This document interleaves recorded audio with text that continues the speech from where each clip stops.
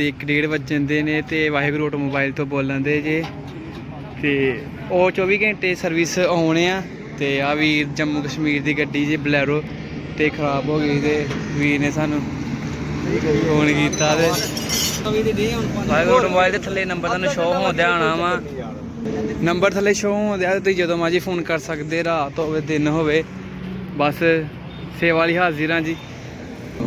ਹਾਂਜੀ ਭਾਜੀ ਐਡਰੈਸ ਦੱਸ ਦਿਓ ਇੱਕ ਵਾਰੀ। ਐਡਰੈਸ ਭਾਜੀ ਧੀ ਰੋਡ ਤੇ ਗੱਡੀ ਬੰਦ ਹੋਈ ਆ ਜੰਮੂ ਦੀ।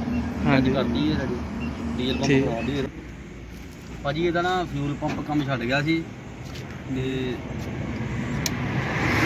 ਇੰਜੈਕਟਰ ਕਰਾਈ ਰਿਪੇਅਰ, ਨਾਲ ਫਿਊਲ ਪੰਪ ਰਿਪੇਅਰ ਕਰਾਇਆ, ਨਵਾਂ ਪਾਇਆ।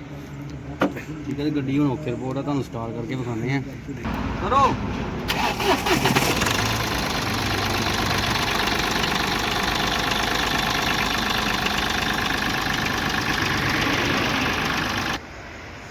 ਹਾਂਜੀ ਪੂਰੇ 2:30 ਵਜੇ ਗੱਡੀ ਚੱਲ ਗਈ ਜੇ। ਚਲੋ ਆਪਣੇ ਆਪਣੇ ਰਾਹ ਚੱਲ ਗਏ।